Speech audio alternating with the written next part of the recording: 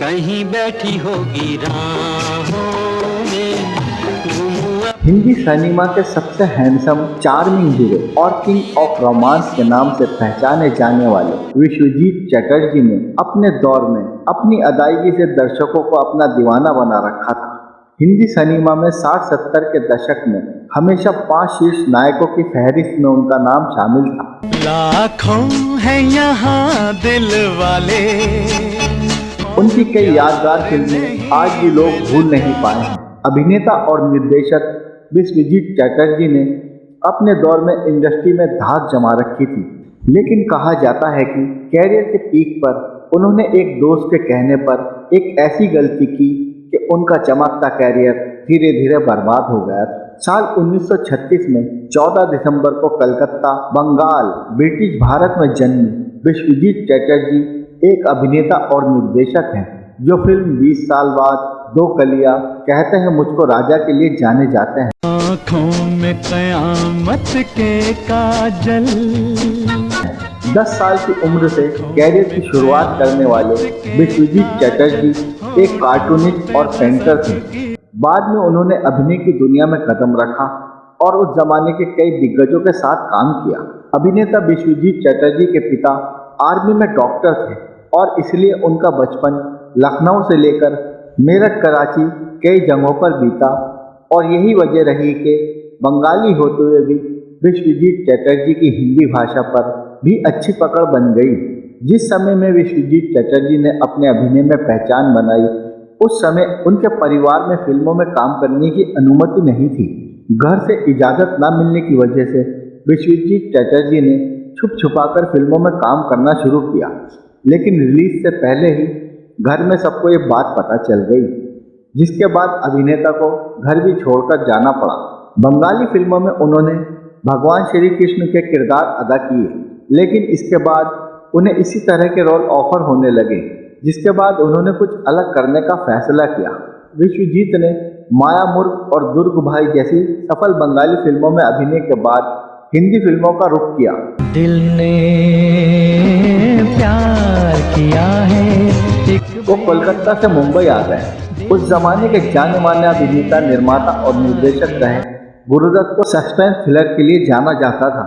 गुरुदत्त ने उनका काम बंगाली फिल्म साहेब बीबी और गुलाम में देखा था और कहा था कि तुम मेरे भूतनाथ हो, तुमको मुंबई आना होगा।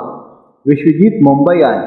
गुरुदत्त ने ही मीना कुमारी और वहीदा रहमान से उनकी मुलाकात करवाई, लेकिन वो उनके साथ काम नहीं कर पाए क्योंकि वह एक कॉन्ट्रैक्ट साइन कर चुके थे। फिर हेमंत कुमार की फिल्म के लिए विश्वजीत दोबारा मुंबई आए और इस फिल्म से उन्हें ज़बरदस्त लोकप्रियता हासिल हुई। साल 1962 में आई उनकी सस्पेंस थ्रिलर फिल्म 20 साल बाद सुपर डुपर हिट हुई। कहीं दीप जले कहीं दिल। उत्तम कुमार विश्वजीत को बेहद पसंद करते थे। उन्होंने कई फिल्मों में उन्हें मौके दिए। 20 साल बाद की सफलता के बाद विश्वजीत ने कई यादगार फिल्मों में नायक की भूमिका निभाई, जिनमें मेरे सनम, शहनाई, अप्रैल फूल, दो कलियां और शरारत उल्लेखनीय हैं। विश्वजीत को उस समय की लगभग सभी हीरोइनों के साथ काम करने का अवसर मिला। उन्हें किंग ऑफ रोमांस की उपाधि दी गई। उन पर फिल्माए गए गीतों की लोकप्रियता ने उनके फिल्मी कैरियर में 4 चांद लगा दिए। न झटको जुल्फ से पानी। हिंदी फिल्मों में मिली सफलता के बाद भी विश्वजीत ने बंगाली फिल्मों में अभिनय करना नहीं छोड़ा। वो कोलकाता आते जाते रहे, जिनमें उनकी बंगाली सुपरहिट फिल्म चौरंगी उल्लेखनीय है। अभिनय के साथ साथ गायन और फिल्म निर्माण व निर्देशन के क्षेत्र में भी विश्वजीत समय समय पर अपनी तकदीर आजमाते रहे। उन्होंने कुछ फिल्मों का निर्देशन भी किया।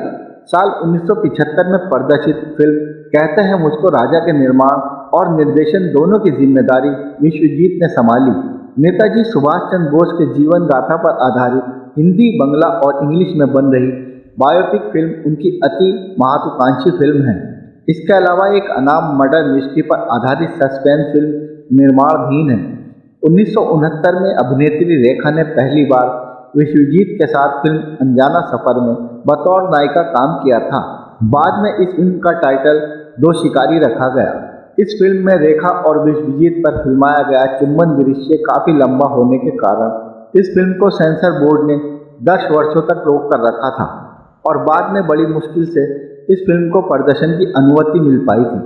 फिल्म अनजाना सफर के लिए रेखा और विश्वजीत पर फिल्माए गए चुम्बन दृश्यों को लेकर उड़ी कई खबरें, कई मैगजीन की फरंट स्टोरियां बनी।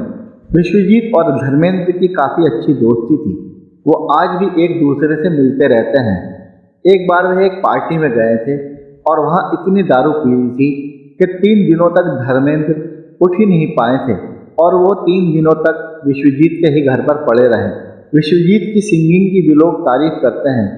फिल्म दो शिकारी का टाइटल सॉन्ग विश्वजीत ने ही गाया है।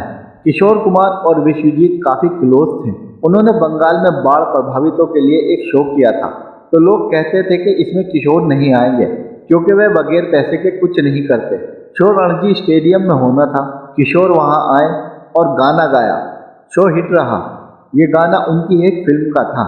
70 के दशक में विश्वजीत चटर्जी की फिल्मों में उनके रोमांस को देखकर दर्शक उनके मुरीद हो गए थे।